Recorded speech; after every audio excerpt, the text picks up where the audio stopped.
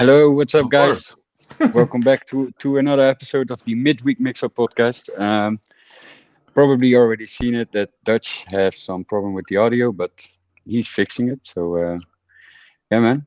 Uh, Great to see you all in the chat, guys. Want to do a first big shout out to Studos, Assassin Lupa, and Mary in the Met for getting their membership on the channel.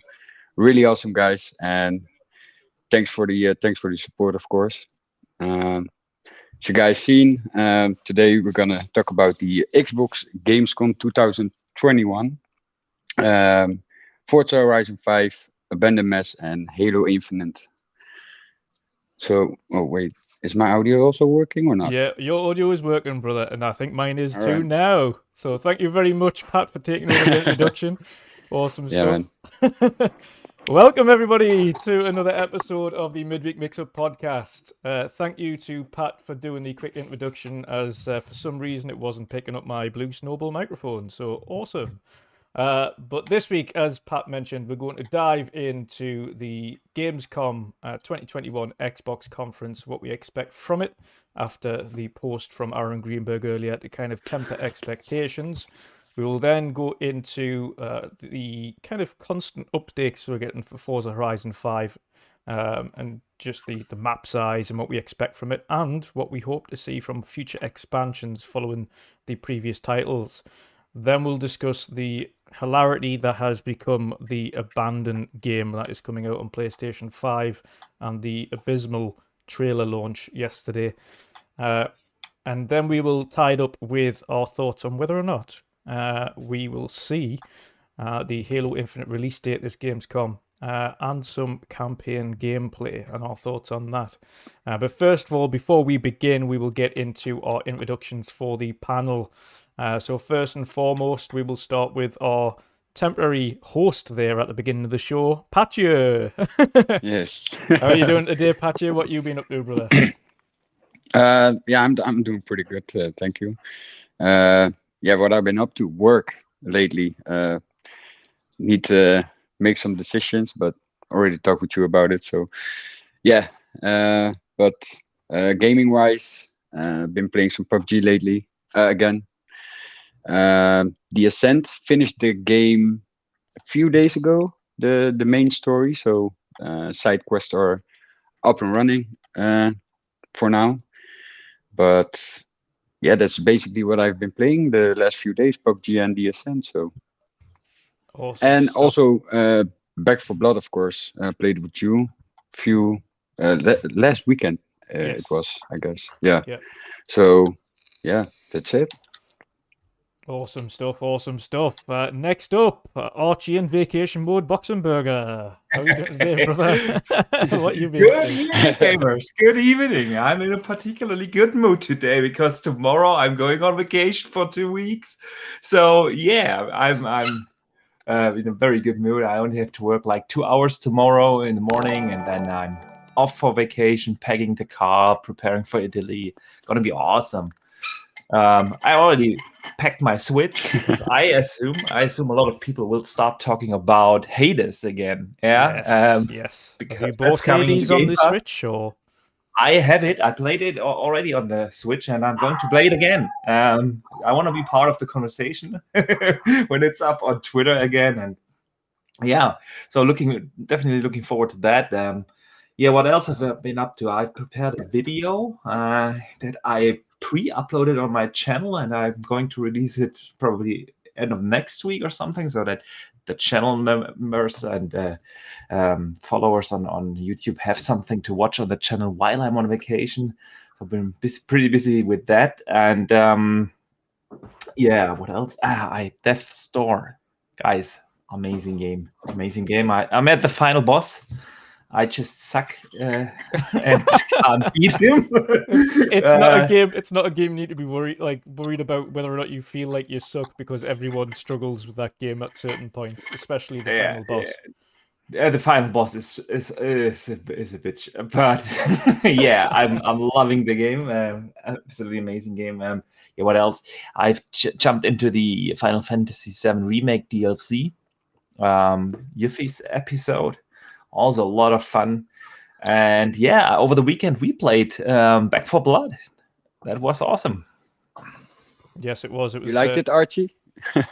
I liked it. I liked it a lot. It looked really good. It's a pretty good game in co-op. I don't think you should play it solo though. That's not a solo game. No. But in co-op, it's a lot of fun. The zombies are cool. The gore is fun. The gunplay is surprisingly good. It feels impactful. I didn't expect that. I was thinking more like, what was the name of the game they did before? That 4v1 game. Was it Evolve? Yeah, Evolve. The gunplay was really didn't feel heavy in that game, and this time the guns feel good. So yeah, I'm looking forward to play it when it comes out in September or when. Yeah. Most definitely. Next up, we have Shomberlon. How are you doing today, brother? What you been up to? I'm good. I'm knackered. I've had a bit of a stressful week. If people don't know, I quit my job because I was offered a last-minute place to go back to university to become a primary teacher. So I'm having to do 2 weeks worth of, 3 months worth of, not paperwork, but filling in forms and sorting stuff out in the space of 2 weeks. So it's not been fun. And the Scottish equivalent of student finance, it's not their fault because I've put my paperwork in late. Well, not late, but as soon as I could. But it feels like they're dragging their heels, and I can't actually register on the course until they give the okay. Right, okay. So there's a little bit of stress considering I start on Monday. But I should still be able to go to classes and everything. It's just that I'm not officially registered, which means that I can't get access to some of the material that I might need. So I might have to email one of the lecturers and just explain the situation and get them to email me the stuff that I need. Yeah. But I'll do that on tomorrow or Friday morning. I'll give them till tomorrow. I might even call student finance tomorrow. I'm just trying to get things sorted. But gaming wise, I've not played as much as I would like, and I fear that that's going to be a habit for the next couple of months. Is I'm not going to be able to play as much as I like, or I have been. Adult life, but I did. Adult life. Yeah, it is. I know. I've been drifting too much. I've been lucky having such a relaxed job that allowed me to game probably too much. So it's probably a good thing that I actually adult again. But I did over the weekend. I hammered Cursed, which is formerly called the Cuisine Royale. Oh, okay, yes. And I know. I think you used to like it. Broyer, yeah. I tried it once or twice. Was like, no, it's not for me. And then one of my mates got me into it. And over the course of the weekend, I reached the for the Xbox at least this season. I reached number 9 in the world. So you like it now? It's a love-hate relationship. I love the style. I love the way it plays. I'm okay at it, but what I really hate about it is it's got some obscene and obnoxious pay-to-win, almost mobile style elements to it. So like the season pass, you can only go up 2 levels a day, and you have to do that by doing certain challenges, and then you're locked. You have to come back the next day. And then there's some of the characters are ridiculously overpowered, but of course they're the ones you have to pay 15 to 20 quid for. Okay.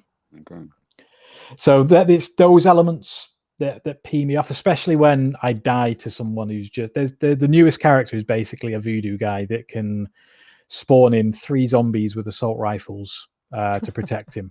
Okay. which is overpowered, but then there's like a 20-30 second cooldown before they can do it again. Yeah. So it I don't know. It just seems the pay to win cheese that some people do. Yeah. It's frustrating, but I gave Back 4 Blood a go. I didn't play too much because I'm a huge fan of Left 4 Dead 1 and 2, and I played enough to kind of go, yeah, I'm going to love this, and then stop because I didn't want to go too deep into it.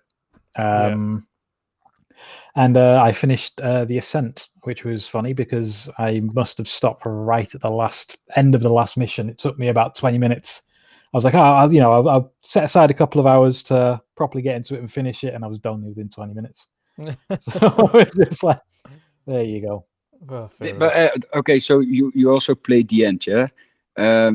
Did you finish it in one time or What do you mean? One try. the Did you beat the boss from in the one try? ascent? Oh no, Yeah. no. The end game boss is a dick. It's not so much the thing. It's just you're having to hack the computers, and then you're just getting crowded. You need more than one person. It's designed for multiple people, one to hold the hordes back while the other person hacks. I finished it solo, so Yeah, no, I did. so did I, but it was frustrating. It was almost as Yeah. frustrating as the What spider box. level were you when you finished? 28, 29 maybe. Yeah, okay. Same as me. Roundabout. Yeah. Same. I really like the game. My biggest issue is just the traversal, like going from one. They do something, then you got like 1,000 meters to trek. Yeah. I know you can use a taxi and whatnot, but Yeah. you can only get within a certain distance. Then it's still like 600 meters away, and it's just like, oh, it does my head in. But overall, considering the number of people who did it, I still think it's an amazing game, and I love it. It's had some technical issues. It's had I was playing with some friends, and whenever we tried to fast travel, we'd all crash out, which again went towards the frustration of pretty much we had to walk it all the time because there was no point fast traveling because we just crashed the game. But yeah, like I said, it's what 12 dev studio, something like that. Yep. So it's really impressive. It is really, really Yeah, it impressive. is. And I do enjoy the game, but like I said, there was just one or two elements that I found a little bit frustrating. And I kind of understand where some of the reviewers kind of maybe given it a 7 or a 7.5 when you initially play it. You're like, how did they give it a 7.5? You know, I mean, this is I don't agree with this. But then after you get a distance, you're like, all right, yeah, that's probably a fair analysis. I still don't agree with the 3. That's just dumb. But yeah, it's a solid game. It's a really, really good game. Yeah, Yes. it is. It is. I think it took me like with the days before, I think around 25 tries to get it or something. It's crazy. I must have been I st- 15, 20 tries. I was like, Yeah, oh my god, every time I died. insane. Yeah, I was streaming it, and I think it was General C that was in my chat.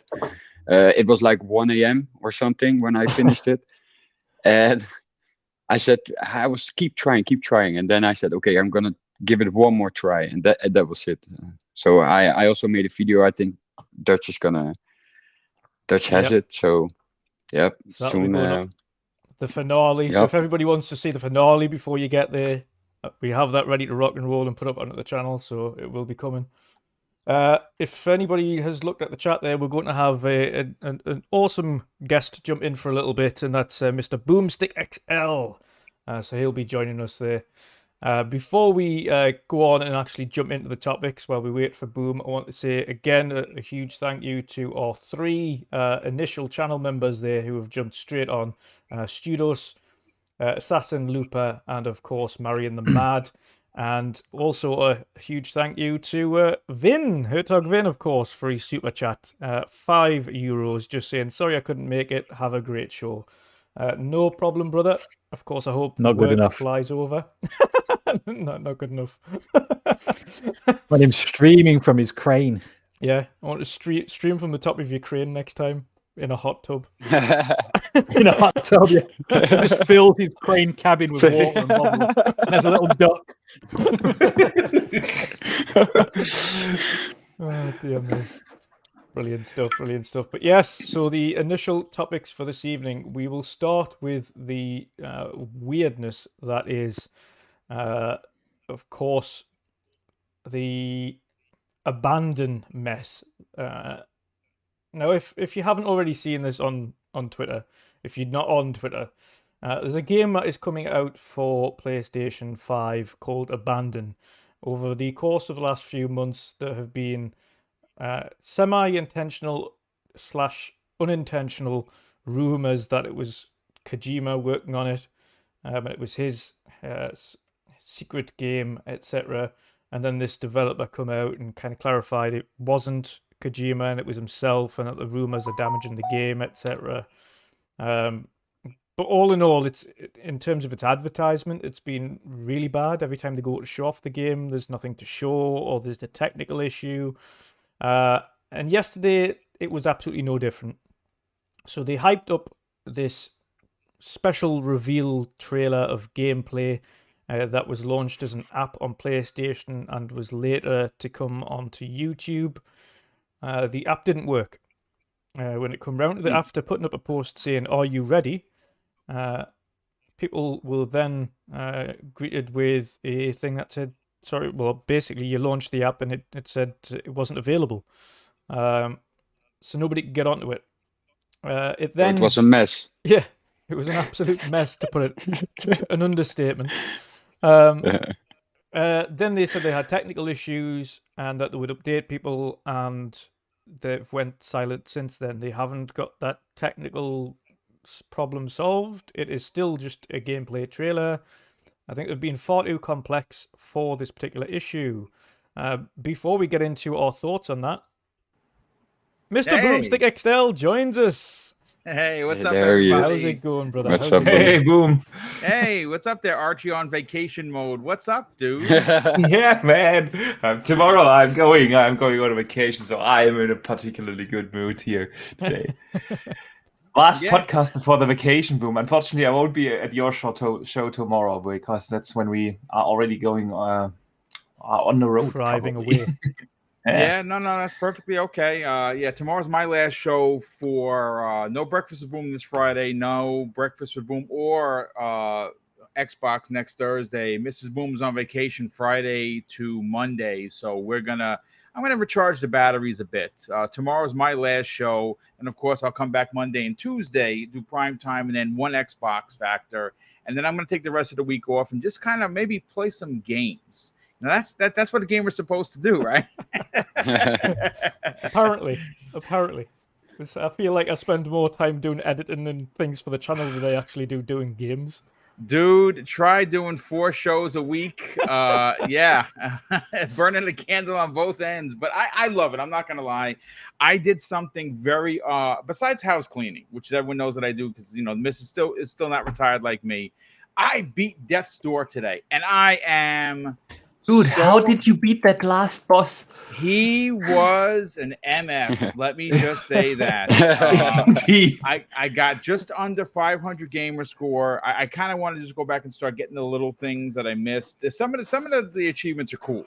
I have to just level up one of my, I'm almost leveled up on everything. I found all the weapons. That last boss was, man, I mean, there was one particular run that you had to follow him and get through all of these doors. And if you died, it was all the way back to the beginning. It happened like 6 times. I was like, you know what? I don't think I'm going to beat this guy.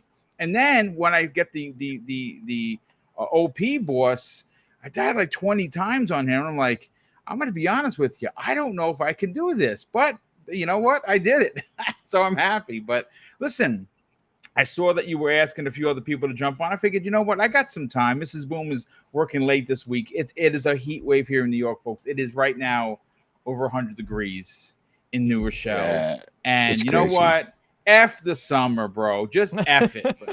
I would rather take a blizzard than a heat wave. And then tomorrow is going to be 105. So yeah, Ooh, good time. Wow. Toasty.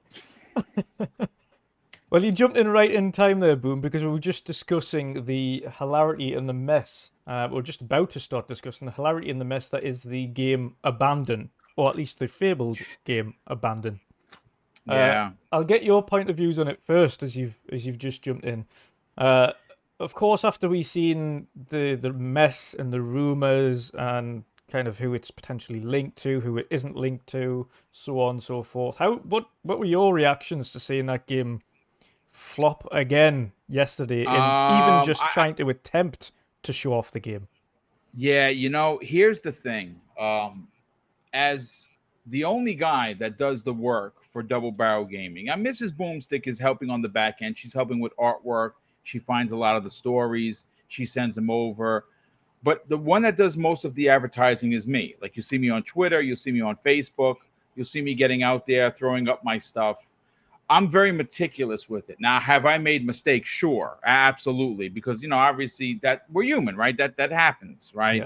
Yeah. I gotta be honest with you. since this game's announcement, it has been one landmine step after another. It almost seems as if if something good happens, it's going to be an anomaly. Listen, I know that you've heard people say, well, any press boom is good press, even if it's bad. Not in video game land, because gamers are a fickle bunch and we remember things. And one of the things that we're all trying to forget is Abandoned, which apparently, listen, I get it's a small team. I get that they're working real hard to get this game out there, but my God, have real talk about stepping in it, right? Like, and then of course what happens is the trailer's supposed to come, and then they have to do this. And how many public apologies have they made already? 4, 5, 6. At some point, maybe, even though they're a small team, because Boom couldn't afford to do it. That's why I do my own work, because I ain't got no interns and I can't pay anybody, right? So maybe it's in their best interest to potentially hire some young kid that is very savvy with the PlayStation community. Hire him to do your community manager stuff and let him do the speaking for you, because that's one of their downfalls, is the way that they speak. I know they're excited for their game, but the problem is that when there's this many fires going.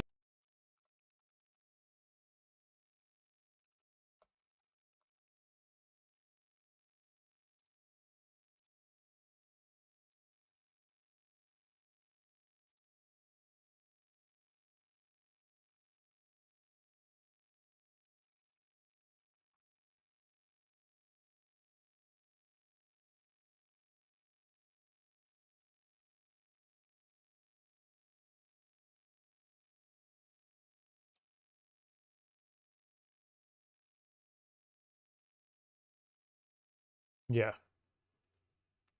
completely. It's just so strange, and not only that, I think it's for an audio's out again. 2 seconds. There we go. The audio's back again. Yeah, it's a bit of a strange one. I think personally, to me, I don't understand why an independent studio is trying to be so ridiculously over complex and overcomplicated for their initial launch. Specifically, the launch of what is their kind of initial independent game that's coming out. It reminds me, and I'm surprised Sony hasn't learned from previous mistakes of it. It reminds me a lot of the issues that No Man's Sky went through prior to its release. Yeah. The overhyping, the overpromise, the actual dev studios speaking not out of turn because it's their game, but almost causing a rod for their own back. Yeah. And this is how I feel that these guys are doing. I don't believe it's anything to do with Kojima. But I think they kind of think that somehow by having this narrative or this conspiracy theory, it's a good thing for them. Where again, it's going to be a rod for their own back, because when not the fanatics, but those that are really good on, who love Kojima games, and they suddenly realize that it's not a Kojima game, they're going to turn on them. Yeah, and they still believe it, even though they've come out and talked about it. They've still consistently talked about, not really ever kind of distance themselves from it. They've come out and went, "Oh, it's not from Kojima," blah blah blah blah blah. But then some of these fans still think it's Silent Hill or Metal Gear and has something to do with Kojima. And it's like, I don't know, why do you get that impression? Because it's a horror. Well, because game? he's done it. Because he's done it before. I think they did it for Death Stranding, where it was supposed to be another studio. But I think what they're forgetting is that was Kojima's kind of big reveal of his new studio. Yeah. Why would you do the same thing twice in a row? It wouldn't make sense to do that. Yeah, I completely agree. What should be Kojima now? Yeah, then Kojima just comes out. Okay, it was me all along. Yeah, Archie, not going to happen. They're way too small for that. I was going to say, Archie, what are your thoughts on it then? Yeah, I mean, it's a weird thing to do. I get that smaller studios somehow need to need that spirit in the gaming community to market the game and promote the game. But this is just feels strange to me, because like you guys said, they are setting themselves up for disappointment in the community. And we know one thing about the gaming community: it's very passionate, good and bad. They can lift a game to the heaven, like it happened with Death's Door.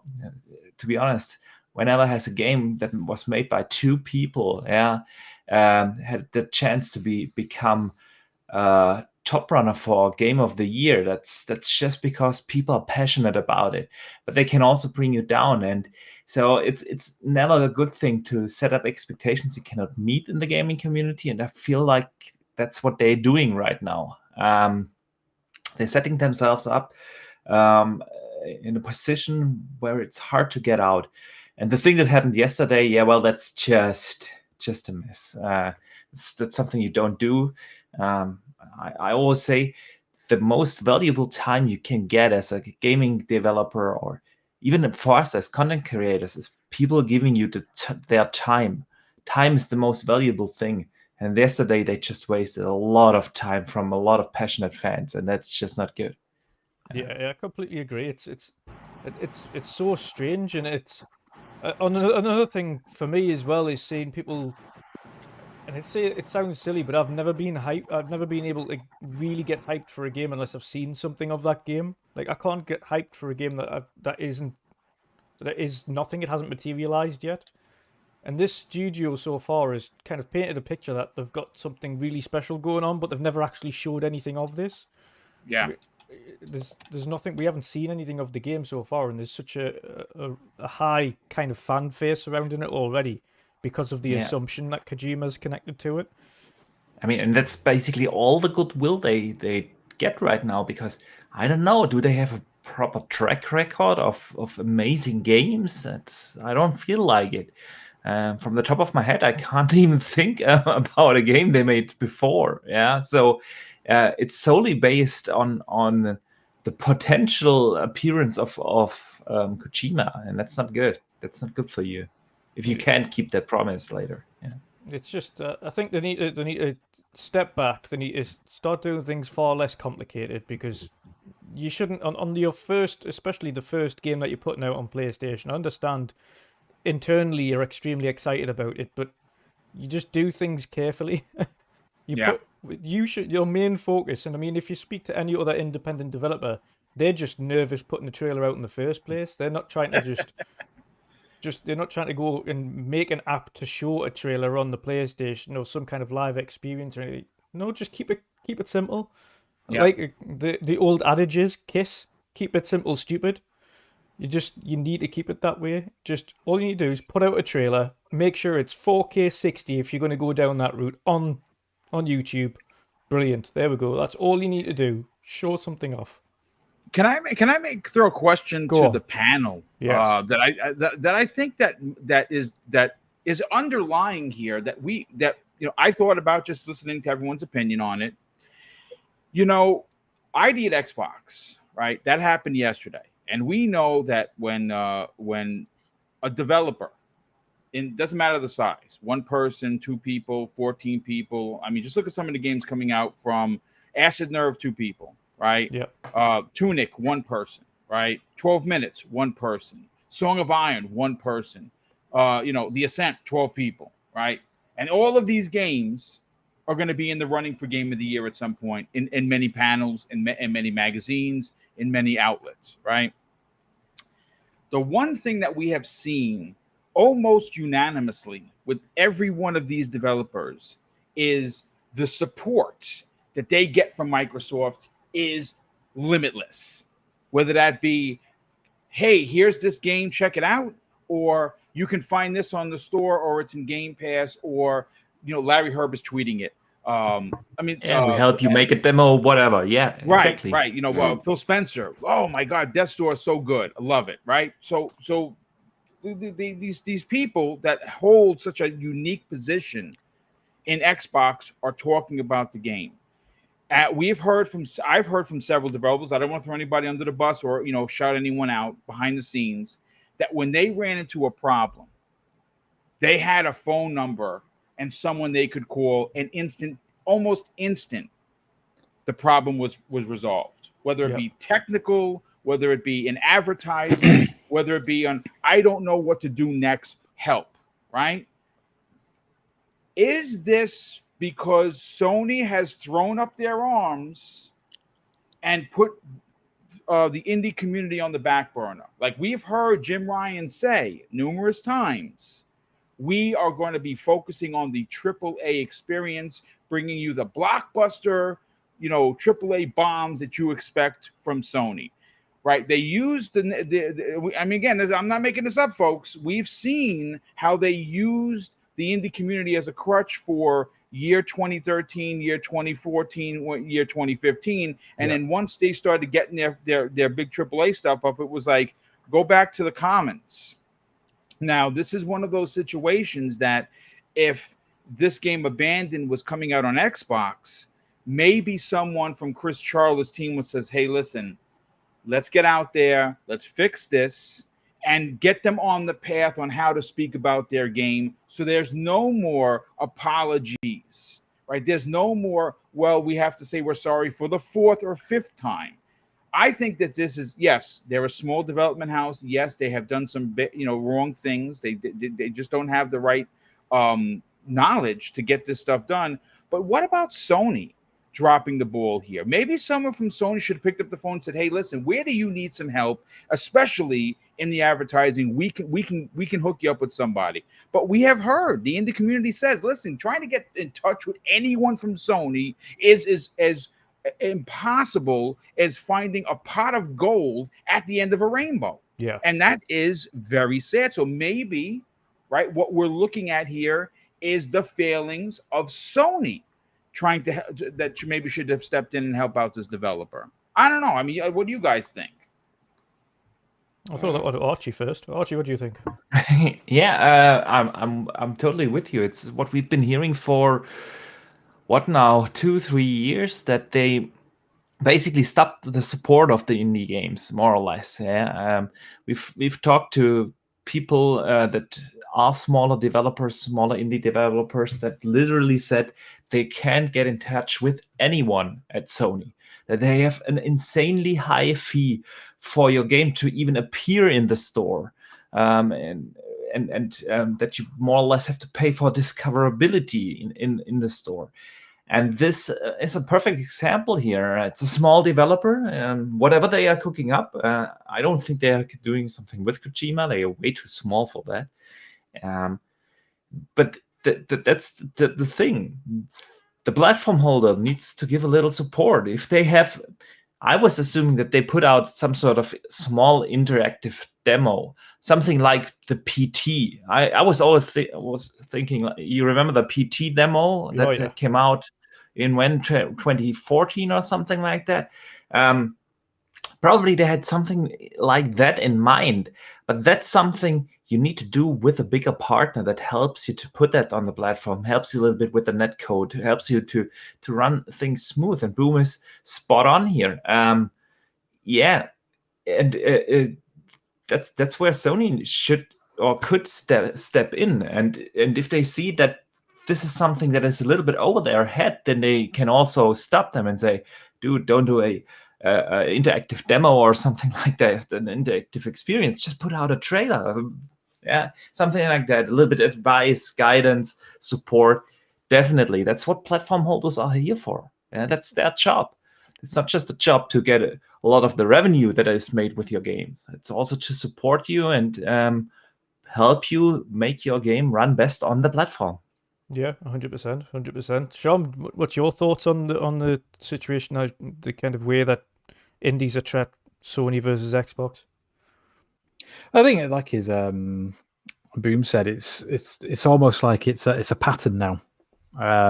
It's gone from being one or two things to a pattern. You've had people speak out about it, and yeah, there are a couple of indie devs that are quote unquote favored by Sony, and I think this dev's one of them, which is why I find it a little bit strange that they're not receiving any support, considering they're one of the ones that they've highlighted and that they've promoted.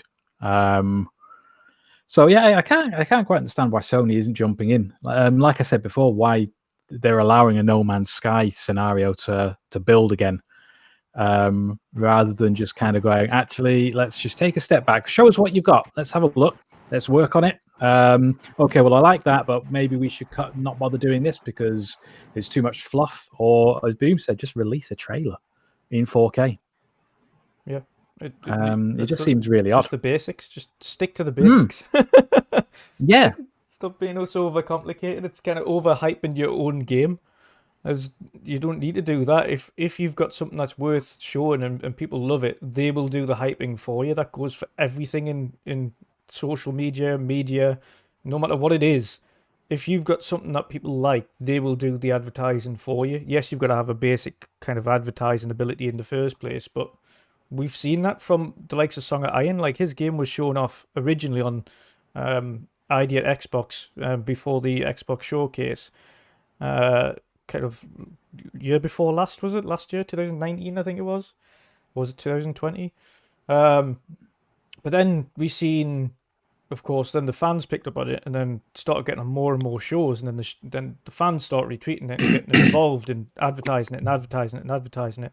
Same goes for the Ascent now. The social media team on the Ascent are absolutely like on fire. Like, they were just releasing little clips of their gameplay, like having fun with the fans and things like that. They weren't kind of being too serious. They were just saying, oh, like blowing things up and then showing a little GIF and then kind of calling people indents and things on Twitter and giving them garbage duty and stuff all the time. And it was just silly little things to do, but that's how you build up a fan base. You do it the right way. And I think Abandon's just not going the right way, as Archie mentioned. Kind of you're losing all that goodwill because people are going to start getting fed up. And by the time your game does release, no one's going to care. Yeah. And that's the problem we've got. Yeah. Well, I mean, listen, to add to that, Dutch, they already are fighting an uphill battle because there are only 7.5 million active PlayStation 5s in the world, right? So, and I know everyone's going to be like, wait a second, Boom, it's 10 million. Hold the phone. 2.5 of those million of the, and this is confirmed, folks, 2.5 million of the 10 are sitting in Steve's garage around the corner, right? I promise you they're not. Yeah, so they're being held until someone pays $1,000 like ransom. So 7.5 million, right? Now 7.5 million, and this is where we start to get into the oh shit if I'm this developer moment, because I'm gonna throw two numbers out there. People are gonna throw some shade, maybe, and be like, boom, you're just a hater of PlayStation. You're wrong. I got more PlayStation stuff than you do. Trust me when I tell you. If 7.5 million die-hard PlayStation players only bought 1 million of Ratchet and Clank and 560,000 of Returnal, I'm going to be honest with you. The numbers on its own, without any problems, are not going to be that good for Abandoned. But now you take into account all of this nonsense, these constant landmine steps. How many people are going to be interested to buy your game now? That's the question. Yeah, it is. It's completely true. Absolutely, yeah. Pat, what do you think on the whole situation, the kind of way they treat each other, both PlayStation treating indies or their lack of support of indies that are coming out? Because that is really the key here. We like Boom mentioned before, you see Phil Spencer kind of shouting out, oh, Death's Door's a brilliant game, left, right, and centre. The ID at Xbox showcase yesterday on Twitch, Sarah Bond actually made an appearance and was talking about ID games and all the great ID games that are coming to the service. Mentioned just how much people have made. They said it was something crazy like 10,000 or more games had been put on there from independent since ID at Xbox launched from independent studios.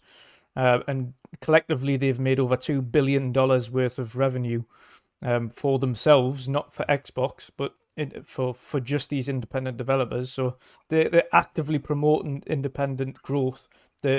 Every one of these events, they're telling people how to get in and develop games for Xbox and how they can be a part of it and how to join the ID at Xbox program. And and how basically to get the support from Xbox to become a developer in the first place. And then you see on the other side, Yoshi, who is, Erwin's just said in chat there he's been blocked by Yoshi. But Yoshi he's the guy that's in charge of indies over at PlayStation at the minute. And even he was kind of trying to launch the game yesterday, put a picture up saying, and it just wasn't winning. But you don't see them, other than that, you don't see them promoting the games. You don't see them kind of talking about the games. What do you make of the different kind of avenues that both of these companies are going down? Do you think PlayStation are kind of doing a disservice to indies and not really giving them a good help? I mean, you've more recently been playing, you love lots of indie titles, especially the likes of Little Nightmares, etc., and The Ascent more recently. You love those games. So what do you make of kind of the different approaches from both companies? Well, like Boom also said, like they only gave it in 2013 and 14 the spotlight, but I think in this time of the year it's important to support, especially for upcoming games and especially indies, because I think PlayStation doesn't have that much so far, I know. But like it's pretty sad to see that that PlayStation is not giving the opportunity for the developers of indie games, like play this game or try this, or like Xbox does. You see it also on your dashboard of Xbox. You see small parts of like The Ascent, you name it, those kind of indie games. And also what you said, that Phil Spencer is shouting out on Twitter, so it's really important to support those small developers. And I think PlayStation is not doing a good thing at this moment and focusing only on like the big games and stuff. So I think it's really important for especially for your gaming community, so I think Xbox is doing really, really good at this moment by shouting out and giving a big support to the indie developers. Absolutely. And may I jump in here really quick? It's the little things, Every Xbox console can be turned into a dev kit. That's just a perfect example how low the entry barrier is for smaller developers to develop a game for Xbox. Yeah, they can turn their console they have in their home into a dev kit and just start making games. That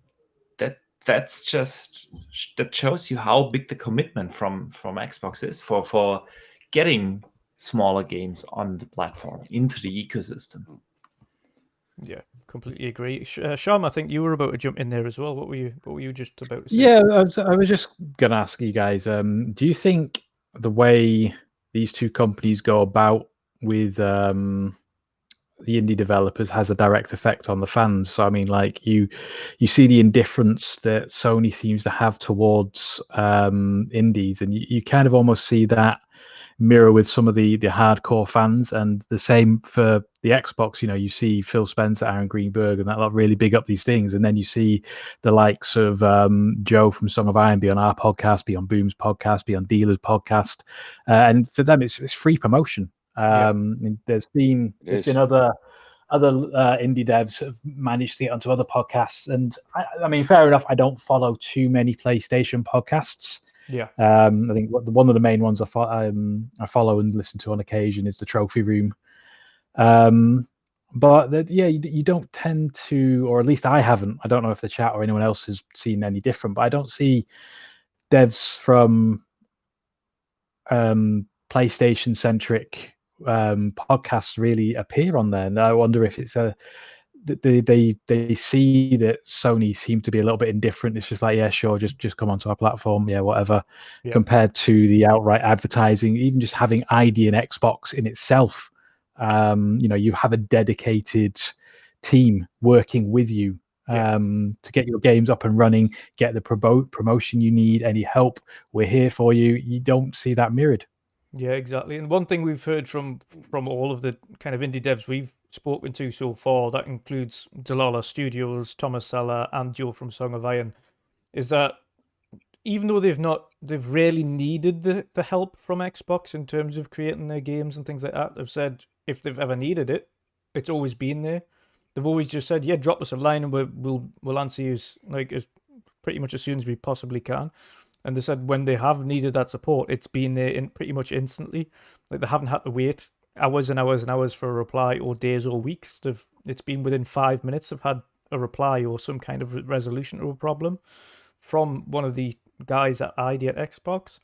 And the difference with ID at Xbox as well is that the team that work for ID at Xbox aren't just normal staff. They're not just support staff.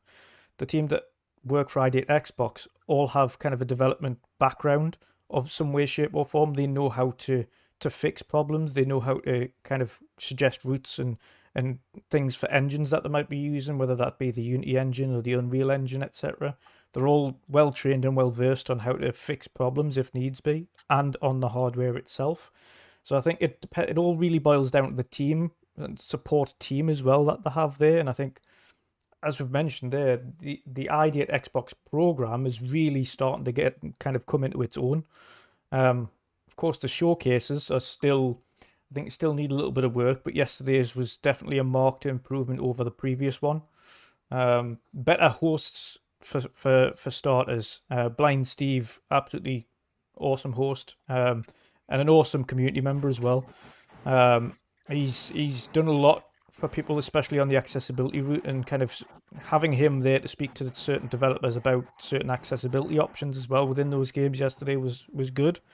There were segments, and they kind of did as well put out there, and just to kind of cover off the showcase from yesterday, they did put out the kind of caveat yesterday and saying, listen, we are showing off indie games, but this is also a reaction stream because we're seeing the stuff for the first time as well. So we will be discussing these games in between and kind of saying, okay, well, out of this batch of games, I really look forward to this one, and this one, and this one. So that then they'd go into breaking down those games a little bit further, which was nice. And then they didn't have anywhere near as much time with the developers that came on as well. They had maybe 5 minutes here or there with certain developers, which was also good to see, so it wasn't kind of over-bloated. Did they get the names right this time? They did. They did get the names right. They didn't call Joe's game Song of Thrones. Song of Thrones. Axe of Iron. That was the first one they did was we watched it when it was like 3 hours long. I think we gave up at one point. It was up 4 Yes, hours. I was right there with you. 3. We were on that live show together. After 2+ hours, we were like this. White flag. Yeah, but I still think it's not the right format for indie games, to be honest, on Twitch, because I mean, look at Twitch, and what are the most played games, and what is it that people are watching on Twitch? It's not these smaller games. Twitch is a different platform. I still think that a more streamlined indie-focused event that is probably an hour long. Where you have like short gameplay segments, well-paced, well-edited together, helps a lot more to these smaller indies games than these hour-long shows on Twitch with a lot of twitchy moderators and everything. That's just not the right format, in my opinion. Nevertheless, I want to give them credit for doing it. It's better than nothing. Yeah, exactly. It is, but you're right there. It is better than nothing. And on the other side, I think they did mention they're going to do some PlayStation Indie Showcase soon, but I don't know whether or not it's of the same, I wouldn't say the same standard, but whether or not they give them the same kind of longevity and how many games are actually going to be showing off. If it's anything like the State of Play, it's going to be half an hour long, and you'll have about 7 games showed. Yeah. Well, I don't think that's necessarily a bad thing. I think the biggest problem with the first one he did was just how long it went on. The interviews were too long, and there was probably too many games. They'd be better off maybe having for like the 6 months, having like maybe one a month, but having like 6 to 7 games, and then really focusing on that rather than trying to say, well, we've got 200 games to show for you tonight. Nobody's going to watch 200 games unless you're the Iron Lords. Actually, I think they were the only ones who made it through the whole show. I think everybody else was like Boom said, with the big white flag going, no, we're done. Yeah, we did. We completely white flagged it. I think on the maybe the 3 hour mark, we were just like, Yeah. it's just see the pain on our faces. But I would love Microsoft to have 2 dedicated Xbox shows per year yeah, for ID at Xbox. See, I mean, again, listen, I'm just, I'm just a YouTuber, right? So what do I know? But I think Archimedes is onto something. Twitch is an audience that you lose in a snap, right? We understand that they are tuning in for X, Y, and Z.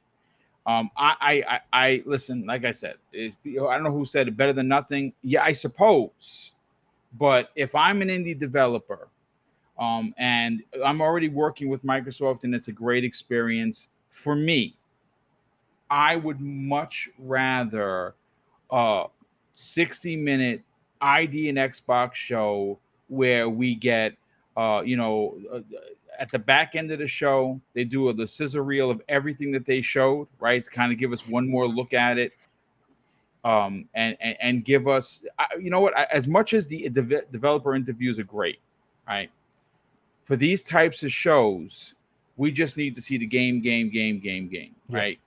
Put the name of the studio, whether it's one person or 100 people, studio, Abacadabra, right? This is their game. You get a nice, 30-second, 45-second shot of the game, and you move to the next one. And then, you do that for like 3 or 4 or 5 games. You take a little bit of a break. Sarah Bond comes on and say, hey, listen, this is what we're doing. Everything we're showing today is Xbox Game Pass, so you can look forward to playing every one of these games. We offer this, that, and the third. Steps away from her, you do another 5 games. You maybe bring in Larry Herb for a hot second. You bring someone else in for a hot second. You show 20 games. You do your allotments of 5 games. You get someone. You get a talking head to come in there to kind of break the ice between the announcements. You do a 60-minute program. You can get 20, 25, maybe even 30 games in there, and you do that twice a year. You do that in the fall, so what we're looking forward to coming for the spring, and then you do one and maybe in the summer of what we're looking for coming in the fall. And that kind of a format would get a lot of people excited to watch because they know that it's going to be handled. Because that's the one thing that they were struggling with for a while, right? The way that they did their shows, right? Remember the Xbox show that everyone hated, that there was a lot of cringe to, right? They don't do those anymore because people were like, yeah, this is kind of probably not the best forward facing. We want Xbox. And now whoever's doing their work, and we know there's been some big changes, especially in the marketing department from Xbox. Everything is pushing up roses. Yeah. So the idea at Xbox shows that they could potentially do for next year, they should consider. I'm not a Twitch guy. I never have been. I've tried it. It's just not my bag. Maybe because I'm an old man, probably. But it is for a lot of younger people. And see, that's the thing. See, we're looking at it from just diehard gamers. And I understand from Microsoft's point of view, they kind of want to grab that Twitch audience, but I don't know if an ID at Xbox is going to grab that audience. Yeah, I agree there. I agree. It's I think they should look to do, like you mentioned, probably look to do their own in-house one instead. Do a nice little, even an hour long would be fine. You probably wouldn't even need a full hour for it. Like 45 minutes would probably cover the idea at Xbox stuff. And like you say, 30 seconds to a minute per game should pretty much cover it all. We've got, again, another pleasure of seeing this guy on Twitter. Kind of really happy to announce that his game was coming to the ID at Xbox and on Xbox. And Xbox themselves retweeted it and commented on it and everything. It's a game called Stormright by Kelechi Apakama. And he's going to be coming onto the show in 2 weeks' time to discuss that game. It's an open world RPG. Again, it's ID at Xbox. It has been kickstarted, and it does look actually really promising. It's very strange, but the trailer is also very intriguing. A good kind of breakdown of the story in the initial opening trailer as well. But again, the way the Xbox, like even social media team treat these things. When he put his trailer out, they were like, we really excited to see your game come to the platform and can't wait to see more of it, and just sharing it out and retweeting it, and that's what it should be all about. And you just don't see that from Sony. You don't see the kind of lifting each other up and supporting each other like they do over on Xbox. And it wasn't just him. Like, if you had looked down kind of the replies and the social feeds from all the ID games that were kind of these developers were talking about prior to the ID at Xbox Showcase, the Xbox team were doing the same thing. They were really pushing it out and kind of supporting each and every one of these developers that were excited to have their game come to the platform for the first time. But again, you just don't see that from Sony, and they really need to improve it. And again, this is all just a conversation that's stemmed from the fact that Abandon probably would have had a better chance at kind of doing something if PlayStation had got behind them and give them some guidance. Because at the minute, it feels like this social media team have no guidance from anybody other than themselves. Yep. And that's a shame. But we will move on to a little bit of a better topic, and one that's going to be right up Boom Street. The Gamescom 2021 Xbox Showcase. We have heard from Aaron Greenberg himself, to try and temper expectations, of course. They're going to focus on showing more of the games that are kind of updates on the games that are coming out through the course of the year that we either don't have release dates for yet or haven't seen much of yet, as well as kind of updates from third-party teams or third-party exclusives that are coming to Xbox up until the close of the year. Said not to expect anything in terms of surprises or announcements or new announcements, etc. But at the end of the day, that still leaves a lot of good things that can happen on that show. First of all, I want to ask Archie. Archie, following kind of not just that comment, but in general, the kind of happy announcement that we're going to get some more news and something else for us all to talk about on our shows and channels, because it has been a little dry. No, we haven't noticed. It has been a desert. What do you hope to see? What are you looking forward to seeing at Gamescom? Following that kind of announcement that they're going to focus on these titles that maybe might have had more of an update recently. Okay, that is a question that I have to answer first, of course, with a shameless self-advertisement. I put out a video earlier this week, exactly talking about that, what we can expect from Gamescom 2021. Obviously, Sony and Nintendo aren't listed as partners, so I wouldn't expect much of that coming from them. And in terms of Xbox and third parties, I think the tweet from Aaron gave us already a little idea. I don't think we get a major new announcement of a brand new game. They will probably tease a little bit games that have already been announced. So let's focus on them. We have the big Halo question.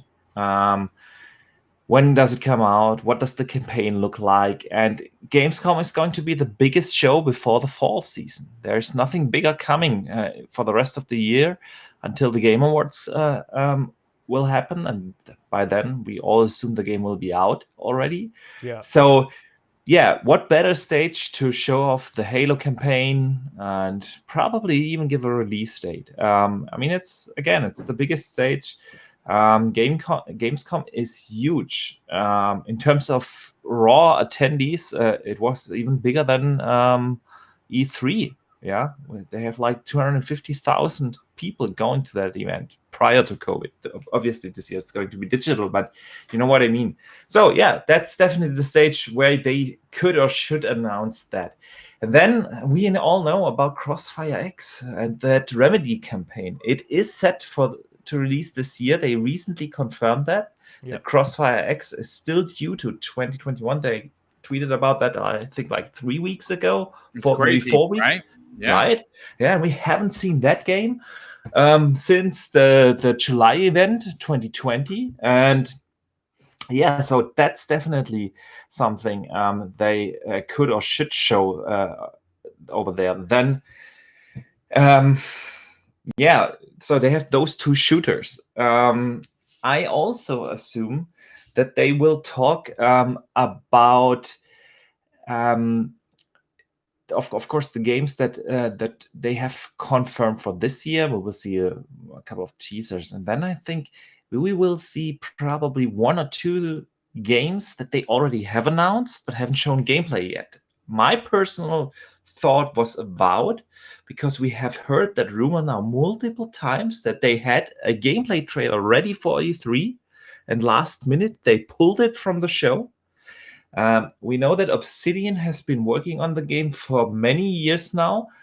Avowed was the reason why Microsoft bought the studio in 2018. So they have had to have something in 2018 to show to Microsoft.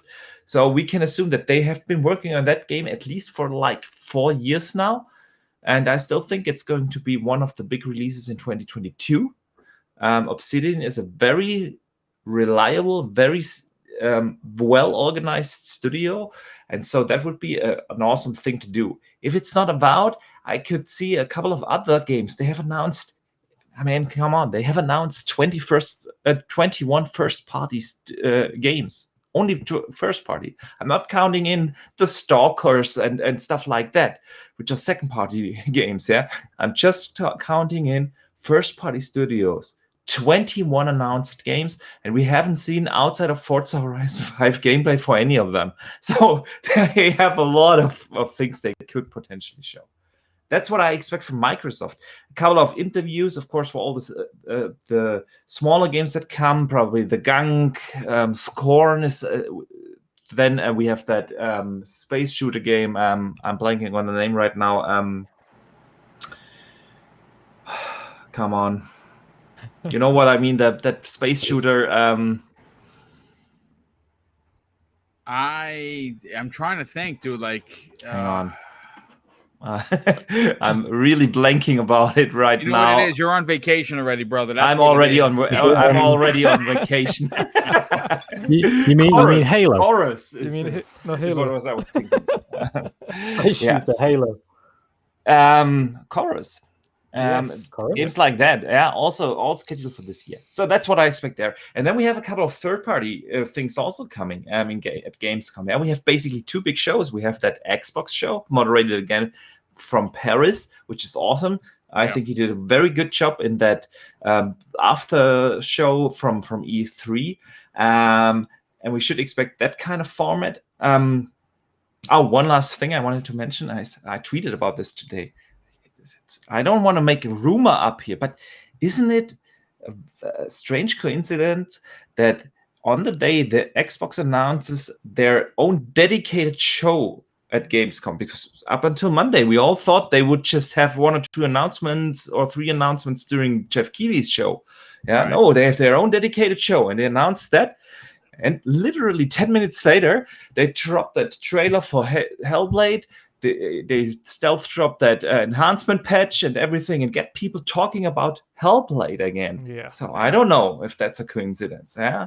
Don't want to make rumors up, but boom, you know how I like Speculation Town. So Speculation Town is my favorite place to vacation because there's a couple of things. One, it's always sunny and 70, right? And that's as hot as it gets. It's cotton candy on every corner for free. And there's unicorns and rainbows. So listen, it's a great place to be. I will say this in regards to Hellblade. I would love for like a surprise trailer. We talked about it. It bothered me so much. And on Monday night's primetime gaming, we made literally half the show was spent on the ridiculousness of the PlayStation community somehow denouncing a free upgrade for a game that's 4 years old. I saw things on my timeline. Well, it's Hellblade. No one cares about that game anyway. When this was at one point heralded as a PlayStation, exclusive. Look, all I can say is this. From what we understand on what has already been announced, Xbox has 23 games, not counting Halo, not counting Forza Horizon 5, that are still coming out in 2021. this, first of all, Aaron getting out there and saying, hey, folks, listen, just want you to temper your expectations. We're not announcing any acquisitions, no new games. I actually think was super cool and the right thing to do, because quite frankly, there are games like the Gunk that we want, right? Like I want to play that game. It looks to be a platformer. It looks gorgeous. I would like to see more on that. I would love to see more on Scorn. I would love a release date for Tunic. Like Tunic is one of my most anticipated games because it's a Zelda-esque title. And I don't know how many people raised their hand if you played the demo or not. I played through it, and I'm not going to lie, it was hard. It definitely kind of kicked my ass a little bit, but I loved it. I could not wait to get into that. So I'm hoping that we get a chance. What I think needs to happen, not so much what I'm hoping, I think what needs to happen with Gamescom, because Archimedes said something pretty interesting. That's coming close to the fall. I think they're going to do something on their own with Halo. I think they're going to have their own event coming in September that we're going to. And again, I don't know anything, folks. Don't quote and boom said that. Yeah, confirmed, lock it in. I think it needs its own event. You're going to get some gameplay from the single player campaign. You're going to get a release date, and then they're going to show on display the controllers, the potential Series X and S special editions, which I will buy no problem, if you can find them, of course. But they need to give us when these games are coming. Give us a dedicated release date. Tell us Tunic is on this date. The Gunk is on this date. Lay out the fall outside of the two big bombs for Halo and Forza. And I got news for you. If they stay their course, right, the 23 games that are going to be releasing, which, by the way, I believe every one of those games are in Xbox Game Pass, outside of Halo and outside of Forza, I think that this could be potentially the biggest year Xbox has had in a decade. No, yeah, I can see that. I can pretty much see that. Personally, I think this is a perfect opportunity for them to show off Halo Infinite gameplay for the campaign, as well as that fabled release date. I think holding off for Call of Duty, I don't really think they have to worry much about Call of Duty at the moment. The news, of course, after that horrific. Do you think? Pardon me for interrupting, but since you mentioned Call of Duty, do you think it's going to get announced at Gamescom? I don't know. There's been some. There's the problem with Call of Duty is there's literally been nothing on it. There's no news on it, but also we've been hearing the fact that it is in pretty bad shape. Yes. I don't know whether or not they're going to end up having to push that back and maybe have it as launch it in the new year or first quarter of the new year or something. I don't know. I can't see them, if it's in a bad shape, wanting to release a game like that, because that just really, it is their big title. Call of Duty is their mainstay title, and if they get that wrong, they've lost a lot of customers, because you're also competing with Battlefield. You're also competing with Halo Infinite, which is free to play. It's a big game, and they need to get it right. And if they push it out and it's got a lot of issues, and which it sounds like it has at the moment, it's not going to do them any good. So I don't know whether or not Microsoft know something at this point and just think, you know what it is, we don't have to worry about that. The only ones we did have to worry about were Battlefield, and we've got the rights to advertise that, and Halo Infinite, which is our game. So let's push it, you know. Mm-hmm. They're already behind the eight ball, Archimedes, because not only have we heard, and I've heard from someone close to it, said they're in development hell, right? And that's not breaking news, folks. We've been hearing that for months. But we also have to think about this. There are two things going against Activision right now. One is which they're a scumbag company, and everyone now knows it. With everything, with the second lawsuit that California just brought up against them, and more females in the industry are coming forward and saying, yes, this is exactly what happened. More horror stories, right? So they have to deal with that. But on top of that, besides having the bad PR, besides having a development hell, the game is going back to the World War II, and who the F asked for that? Yeah, right. No one. No one. Yeah. No one asked for that. No. So I don't know, man. I think Call of Duty. I was thinking a lot about it, and I am totally with you. We've heard that rumors. Then it's their biggest franchise. They recently had an investor call, and that would have been the time to mention that this is not coming out this fiscal year if they plan to delay it. I'm pretty sure that's even illegal if you don't tell your investors that. Yeah. So, yeah, I'm really not sure. I think that what we can assume, and goes not just for Call of Duty, every major game that hasn't a release date and doesn't show up at Gamescom is going to be delayed till 2022. If you don't announce your release date now at Gamescom or your game, then you're going to have to move to 2022 because it's basically the kickoff of the fall season. Yeah. Can I just add something else? Listen, I'm not trying to be that guy in the podcast, but I have to because these things pop into my head. See, I'm not the host, so I don't have to. I'm not looking at the screen. The floor is open. Chats. It is great. This is what I jumped in here for. Sony is in trouble. Now, I'm not saying that it's PlayStation 5, pack your bags and you take your ball and go get off the court and go home. That's not it. But we, as podcasters, as content creators, we deal with the now, right?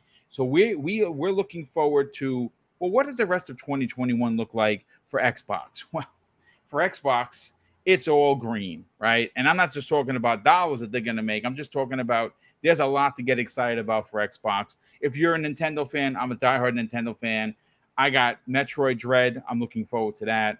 You got Mario Party, I believe 11 or 12. It's all the best ones on one disc, which is great. This for me and Mrs. Boom because we love that series. Yep. There's a few other games coming out for that I'm excited for for Nintendo. But this is where we start to run into how in trouble is Sony? Well, let's take a step back and take a look at this, right? They were supposed to have an August event, right? That was supposed to, again, this is rumors, folks. Don't listen to Reddit because a lot of the times it's BS, but there were rumors that there was going to be a 2-game event for first party, and it was God of War and Horizon. Right, and we know that God of War isn't happening. We have almost confirmation outside of Sony that Horizon's being pushed to 2022. So they don't have a full game. The only thing that on their docket outside of Ratchet and Clank, which no one's talking about, not that it's not good, it's going to be in my top 10 of 2021. I love the game, but no one's talking about it, is that and Returnal. Now, Kena, one of my most anticipated indie games of 2021, is coming out in September. They got a small delay for polish. I can't wait to play that game. But outside of that, their biggest game is a Microsoft published title. We talked about that on a Monday show, and a lot of people got bent out of shape because I said, well, this is what's happening. They're depending on basically Microsoft to give them something to sell their console, right? So, but if I'm not sure who said it, if Call of Duty gets delayed, let's just say for shits and giggles that it gets delayed, which I don't think it's ever happened. I think they will limp it out of the gate, even if it has to get patched. They're not going to give their investors but hypothetically, folks, if that happened, Sony would be in huge trouble because what are they going to sell their PlayStation 5s on? Right? Yeah, I'm telling you, on Xbox games, Xbox has published more PlayStation games this year on the PlayStation than Sony. Yeah, and that's pretty crazy. That's pretty crazy. Yeah. No, I'm right there with you in your train of thought. I was thinking a similar thing. Then again, for us, it's always easy to say they are in trouble. Are they really? Sony's business model is still relying on selling consoles. That's how they make or try to make their money. Let's put it that way. Obviously, we all know that they are losing money by selling the actual console, but it's different than from what Microsoft is doing. They're having that approach: come into our subscription service, come into our ecosystem. Sony still has that business model: buy our system, and then you have to buy the games on that system. That's their business model. And since they are selling every console they build, every console is flying off the shelves. Do they really have to release games? Yeah. Do they really? They are going to sell this year every console they build. So what would change if they would have Horizon and a God of War this fall? Yeah. What would change? There would nothing change for them. I think except that they get their game revenue a little bit earlier, not next year, but this year. That's what's changing. So are they really in trouble? I think from a gamer's perspective, boom, you are 100% right. Because all we play this year is basically Ratchet and Clank and a couple of DLCs like Ghost of Tsushima or the Final Fantasy DLC. But and that's for us hardcore gamers definitely an issue. The regular gamer is buying third parties, and they can't even buy the console. And so I am not sure if it's really that big of a deal for them. I think the bigger deal, boom, is besides having the games, is the silence they have right now. Yeah. Sony was always so good in selling hope. They have sold their entire PS4 success was built on selling hope. Yeah, here is Death Stranding. We don't even have an engine that the game is running on. It's coming out in 4 or 5 years, but people knew it's coming. Yeah. They advertised. This is what they did. They advertised games very early. They have been transparent. If you invest in our console, in our ecosystem, you're gonna get this, and this game. Microsoft is doing that right now. Again, They have announced 21 first-party games. Yeah, that we have a clear roadmap. What is coming if you buy an Xbox now? And Sony was good at that, and they kind of lost track on that. We know, what do we know about? We know Horizon, God of War, and Gran Turismo. 3 games. They have 3 announced games. They have not shown up to any gaming events. They stopped doing the XO event. Microsoft at least tried not XO, pardon me, the PlayStation, what was it called? PlayStation Directs. And so these fan events, they stopped doing that. Microsoft tried to do them online. They did their best. It wasn't the same. Yes, I know everything is not the same in the pandemic, but still they did try. And it feels like Sony's just stopped trying. Yeah. Good point. And I think that's the bigger deal than actually delaying a game and having like now a 6-month or 8-month dry streak in first party releases. Yeah, the silence. And the only news they get is not good news. Yeah, they were in the news when they announced the SSD thing. Yeah. I don't want to go into that, but it wasn't good news for them. Then they are in the news with stuff like Abandoned. They were in the news with the delay of God of War. That's what the kind of news they have. And that's the only thing we talk about with PlayStation. I want the positivity back from them. I want them to come out a show and give us and sell us the hope again and tell us about it. Yeah, it's funny you say that. You said about sell hope. I've said that for years. Sony is the masters, or they were the masters of marketing and selling hope for there. And I don't know what change happened, but it must have been pretty big because they are night and day from where they used to be. And I'm sorry for laughing on camera. I was looking at Twitter and Tim Dog, everyone knows and loves Tim Dog. He likes to stoke the fire every now and again. So he writes on Twitter, developers get paid inside of Xbox Game Pass by money and Sony fanboy tears. Of course I had to laugh. And you know what, real quick, I had to bring this up because you guys talked about it.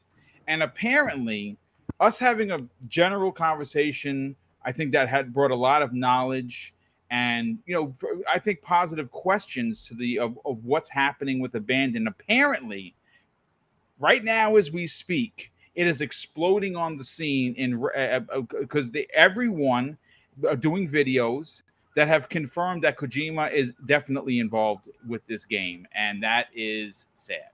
I cannot believe that. And we found this out from Mag, Middle Age Game Guy. Obviously, you know who that is, Dutch. Yeah. He says he asked us. He says, what's going on with Sony and Abandon? He goes. Apparently, the sleuths of the internet are saying that all signs are pointing to Kojima, Konami being involved in this game, when they have come out and said that that's not in fact the case. And I think that what he finishes up with, he goes, well, because Sony isn't saying anything, this is what people are talking about, and that goes exactly to what we were saying, Archimedes' point. Yep. Exactly. If they're left to their own devices and Sony don't come out and sort it out or iron it out, it's going to cause this issue where people believe that a large developer is getting involved in an indie game when it's simply not true. Yeah. Oh, dear me. Before we continue, a huge thank you to Gerald Mack for the $5 super chat. He says, COD has more competition than they have ever had, with Battlefield 2042, Halo, X-Defiant, Insurgency, Sandstorm, all releasing in the same window. That's, of course, not to mention the fact that you've already got Apex Legends next season. You've still got Fortnite and whatever they do next. It's absolutely, and of course they always release something new, especially with the Christmas period coming up, the holiday period. It is absolutely rammed, and of course, like you mentioned, Halo Infinite being free to play is a huge deal. Like, absolutely massive, the amount of people they pull in with that. They've never had so much competition, so I think Call of Duty need to get it right if they do release it. But Battlefield, of course, bringing that modern day take on Warfare is exactly what the fans wanted. They've went back, they've listened to the fans, they've brought that kind of modern, albeit slightly futuristic Warfare back to the fold. And Call of Duty have decided to go back to something that people didn't like, which was another World War II game. Of course, they did. Was the last one Cold? No, it was Cold War again before that, and then before that they had a World War II game as well, and it didn't really pan out. The World War II COD didn't do well, so I'm not quite sure why they've went back to World War II COD again. Well, thank you to Lady Foxfire, who's just jumped in there with a $2 super chat. Great podcast, guys. Been enjoying it and keep it up. Thank you very much, Lady Foxfire. Appreciate the $2 super chat. But yes, we will continue. Shom, what do you expect or hope to see at Gamescom? Well, I know what I'm not getting, and that's a Sam Fisher. Well, I am getting a Sam Fisher game, but it's a Sam Fisher Bomberman game. Oh dear.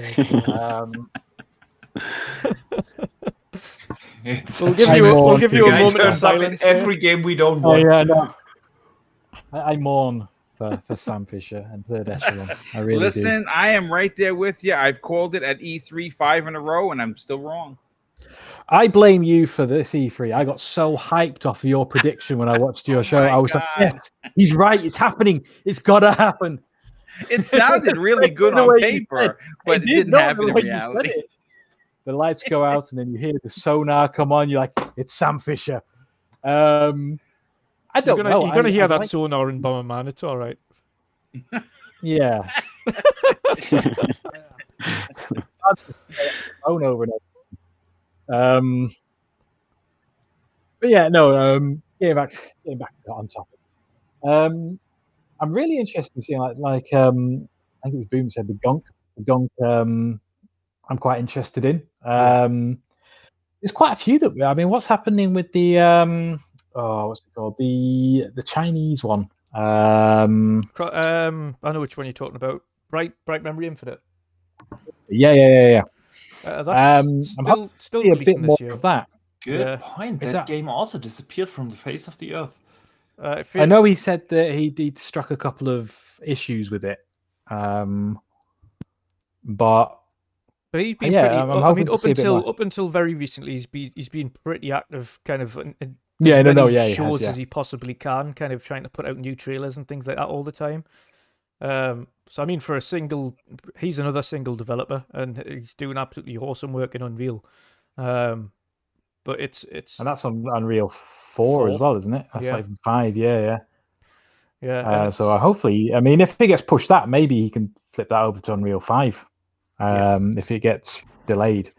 But yeah, I'd like to see more of that. I wasn't 100% taken back by the demo thing that I bought that day one. But I think it got me more interested in the actual game. I think I might go back. I think at the time it had like frame rate issues. It's actually a really fun game, to be honest. I like the combat. I like the traversal. You've got to kind of take into account different ways of combating these enemies. You can't, like some of the harder ones, you can't button mash. No, you can't. You have to dodge. You have to roll. You have to get out the way quickly. You have to kind of think about what you're doing and what techniques you need to do to defeat them. It's actually a really well thought out kind of combat system he's got in there. Well, I was having bad frame rate issues. Yeah. So I got rid of it quite quick. But I might actually go back to it. You've got a gaming monitor now, haven't you? Yeah. So you will have VRR. Yeah. Yep. So that should pretty much FreeSync or G-Sync or whatever it is you've got on that particular monitor. So that might iron out some of those issues as well. Yeah, possibly. I mean, the worst one. Games do not natively support VRR. So. True. I mean, the worst game I've ever played for stuff like that, it made me actually motion sickness, was Borderlands, the space one, the one that's not actually wasn't done by the prequel or whatever it was, the pre-sequel, whatever. Yeah, prequel one. Sequel, yeah. That was so bad. The screen tearing and that made me feel nauseous for some reason. But yeah, Scorn. I'm quite interested in that because it's. I don't think it's an out-and-out shooter. Obviously, it's a first-person shooter type setting, but I don't think it's a Doom-esque running around shooting loads of aliens or whatever the thing is. I'm a little bit disappointed. I wanted to find out what the devs who my mind is gone now. Let me have a look. Oh, it's going to take me ages to find it. Who did the Compulsion Games? Compulsion Games. There we go. Thank you. Saved me there.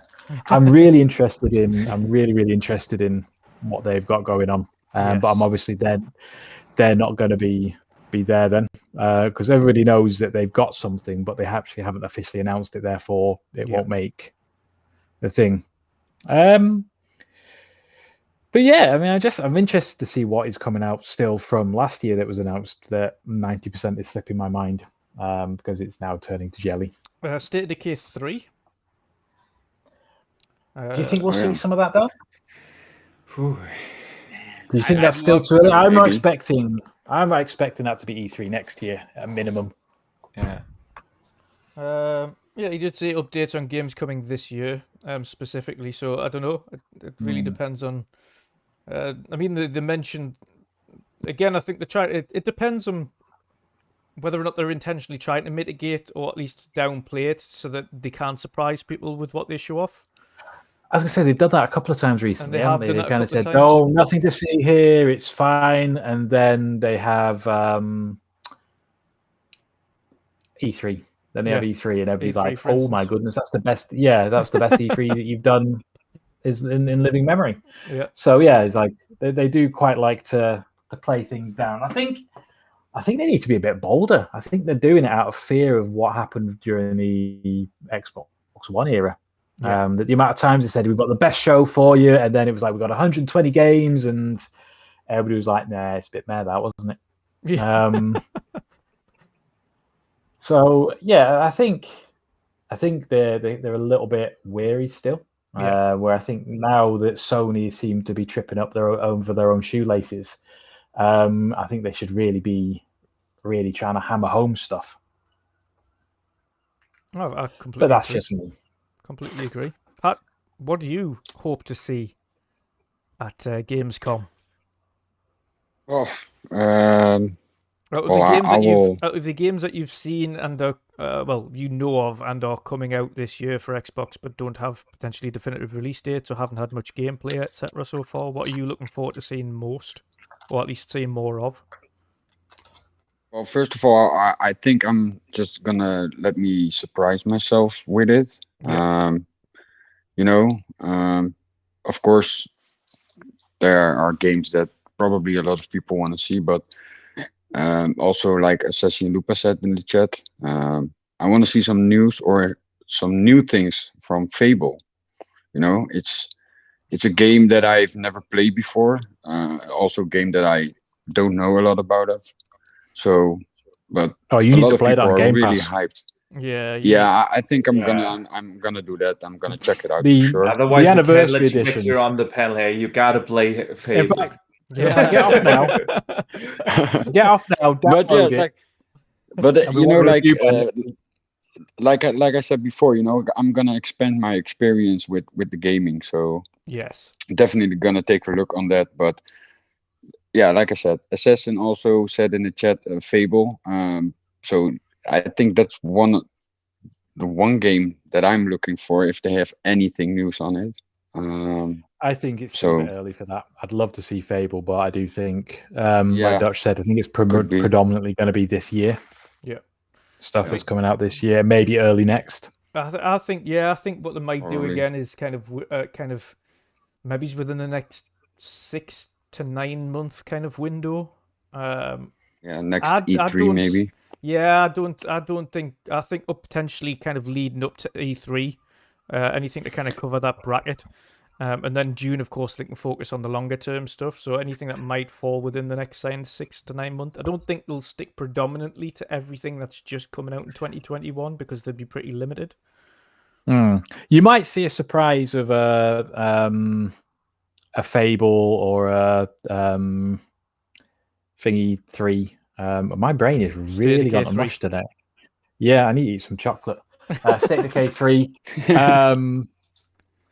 I think you might see a Games Award thing. Maybe then.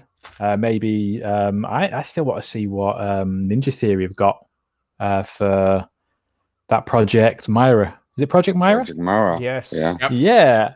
I'm really want to see what they're doing. Like the last thing they showed was the two photos side by side, didn't they? Yes. And that apparently it's going to only be a Ultra-realistic. short experience. Yeah, it's going to only be like, I'm guessing it's only going to be like 2 or 3 hours. Because it's only a small team, and they said it was going to be a small experience. Excuse the crackling. That is me eating chocolate. It's like a normal thing now. You have to expect at I least know. one wrapper I'm of not- chocolate being opened on show.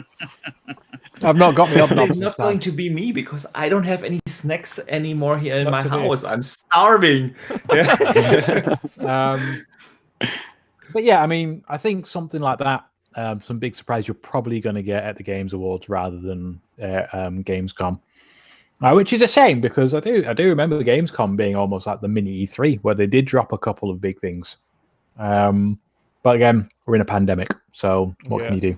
To Lady Foxfire, before you continue there as well, Shom, to Lady Foxfire's question, Crossfire X, actually the developers put out a blog post not too long ago, it was last month, showing off new kind of gameplay screenshots and stating, of course, they are still on track to release in 2021. So I am personally expecting to see more of that game at Gamescom. I think they are most definitely in a state now to be able to showcase that off more. So that's one of mine that I expect to see. But Shom, continue. I'm a little bit meh on that game, to be honest with you. The multiplayer. I don't really have any the high. multiplayer, yeah, The because that's, multiplayer, yeah. I played the multiplayer demo or beta or whatever they want to call it, and I wasn't overly impressed. Just Not that it was CS:GO. bad; it just wasn't my type. Yeah, it just wasn't my type of game. I'm not saying it's a bad game in any way, shape, or form. Well, it's it the wasn't- largest. I mean, it's bigger than CS:GO in terms of its community on PC. It's massive. predominantly Asian, though, isn't it? It's got Yes. quite a big Yeah. Asian following. Yeah. So yeah, I mean, like I said, I've got nothing against the game. It just wasn't for me. But the single player, I'm a big Remedy fan. I'm probably one of the few people that absolutely loved Quantum Break. I'm right here with you. I got every achievement in the game. I see. I'm going through now. I'm doing the collectibles and I'm doing the hardest setting. That's all I've got left, I think. I actually love that Love game as well, to be honest. The only thing I didn't like about it was the kind of the mini movies between. You know But you what could I turn them really off. like? You didn't have to Yeah. watch them. Exactly. You know what I really liked about it though was seeing everybody else's decision making. Like you're choosing this, and then you see what everybody else has chose. You're like, oh well, I'm going to do this, and it says right. Well, only 30% of people agreed with you. You're like, Oh, really? That's a very Telltale thing, though, isn't it? A lot of Yeah. Telltale games did that. I loved it. You could see what your mates did, or what the global average for choosing whether you killed Lee Everett. Oh man, that game is one of the few games that made me cry. The first Walking Dead by Telltale. That ending. Sorry if you've never played it. Lee dies. We're past the point of spoilers now. But, yes, we are. Well, that's the point. But yeah, I mean, it's Gamescom. I hope has some surprises, whether that's at the Xbox or actual Gamescom in general. Yeah. I hope there's maybe a couple of big surprises. Even for PlayStation, I'd quite like to see something there. I mean, it's been a. Since you mentioned it, I think we should consider some of the third-party exclusive deals that PlayStation have to turn up. Yeah. They have announced quite a lot. I don't think Final Fantasy 16 is going to show up, but I could see Forspoken, for instance, turn up at the event, or Deathloop, because Deathloop is also Bethesda is listed as a partner of Gamescom, and obviously Deathloop wasn't shown off at the Xbox E3 event, so that could be something that is probably in the Jeff Keighley show or something like that. Bethesda are doing their own streams outside of Xbox as well for Gamescom. Not only that, but they also have their own QuakeCon at the end of the month as well. Yep. Oh yeah, true. Do you think we'll see?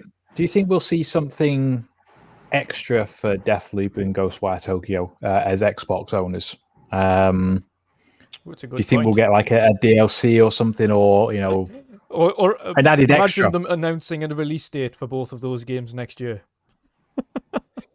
They wouldn't do that. I'm sure there'll be some. I'm sure there'll be some contract. I don't even think they're allowed to talk about them in an advertising manner. See, they're using it though. If you have a look at the way Xbox are using PlayStation for that at the moment, when Deathloop did that State of Play, Xbox were actively telling people to go and watch the Deathloop State of Play. Yeah. They were like, okay, free advertisement. I'd like to see something from PlayStation. I know it's may have been a minute since I last turned on my play. Well, that's not quite true. My oh no, you sent me a message, didn't you, Dutch? Yeah. Dutch sent me a message this morning saying you're playing. What have you got your PlayStation on for? I've not seen you play that in a while. I went, my cat's knocked it off the side, and I was just making sure it still worked. So I've turned on. No, I actually I need to. I say finish. I need to properly start. Days Gone. Yeah. Each time I've gone to start that, I've not had to stop. I got interrupted. No, I'll pick it up later. Never end up doing it. So I probably maybe do that over the weekend. Yeah, give that a good go. It is a good game.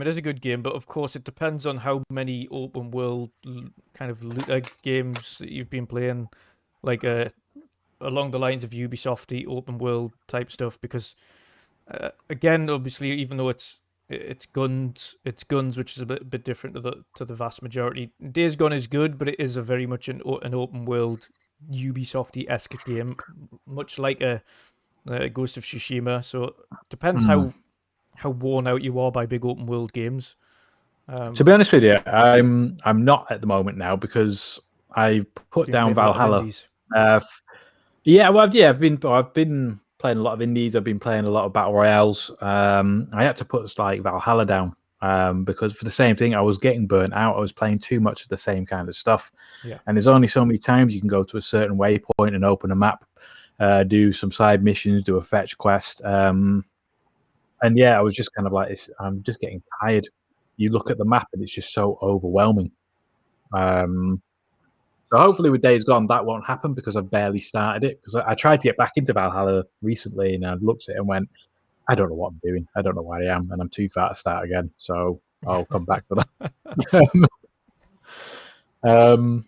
So yeah, I want to see something from Sony because I'm still a consumer. I don't have a PlayStation 5 yet, and I will probably not get one until they do a revision of the current one. Maybe with a better SSD storage place. who knows? They may have their own little card you can slot in the next one. I don't know. But I'm still a consumer, and I want them to do well. I don't want Microsoft to dominate, and the same way I don't want Sony to dominate. Nobody wins when that competition happens. breeds competition. You need them both Exactly. to be on top of all. Yeah. The reason we have the Microsoft we have now, or the Xbox we have now, is because they got absolutely handed it to them last generation, and I loved it. Especially near the end. I know we haven't had the games, and you get the people going, it's 3,752 days since you last had an exclusive. But we've had some amazing experiences. We've got a Gamepass, which is, if you've not had Gamepass, you can have it for $1, and that meme.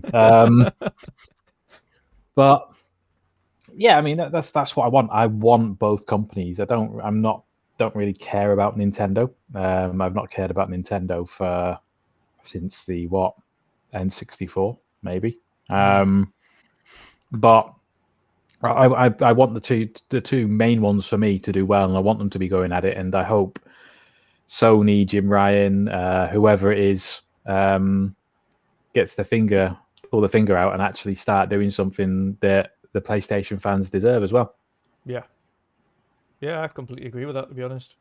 Boom, Archie, you were saying something as well with regards to the whole PlayStation kind of Xbox and what you want to see from both of them and the third parties as well. What do you expect to see in terms of the third party exclusives then coming from potentially PlayStation's partnerships and etc.? Yeah, I mean, we already talked a little bit about the Bethesda games, Deathloop and Ghostwire. I could see them show up. Probably not at the Xbox event, but again, we have the opening night from Jeff Keighley coming as well, one day after the Xbox showcase. So I could see that happening. Then I like how, just to cut in on you there, I like how opening night live has now become kind of opening night live, because Xbox have announced a show the day before, which is now technically the opening night. The opening, true that. Haven't thought about it this way, but yeah, you're right. Forspoken is a game that is supposed to come out in 2022, early 22, they said. So I would love to see more of that game. That looks fantastic from Square. Really good looking game. They have an amazing actress playing the main character. Yeah, that would be cool. So yeah, it's not that we probably or could see nothing from Sony or the PlayStation. It's just not first party stuff that we will see. Yeah, they have those kind of games. And then we should also talk about third party publishers in general. I mean, we talked a little bit about Call of Duty. There's also obviously Ubisoft and EA having major launches this year, so I expect them to show a Far Cry again. I think we will see Battlefield again. I mean, that's what Gamescom traditionally was. It was the big event where people, gamers, and press alike get the hands-on experience with the big fall releases. So I expect more or less every major release this fall to turn up at Gamescom to some degree. Yeah, maybe in the big shows of Xbox or the opening night, or just in a dedicated stream. And what I would definitely love to see is Warner Bros. Turn up with their two games, Gotham Knights and the Harry Potter game. They have said they will, even though they moved both those games to next year, they will give us updates this year. So that would be awesome to see. Yeah. Yeah, especially Gotham Knights. That's a game I'm really excited for. I love the Arkham series. It's one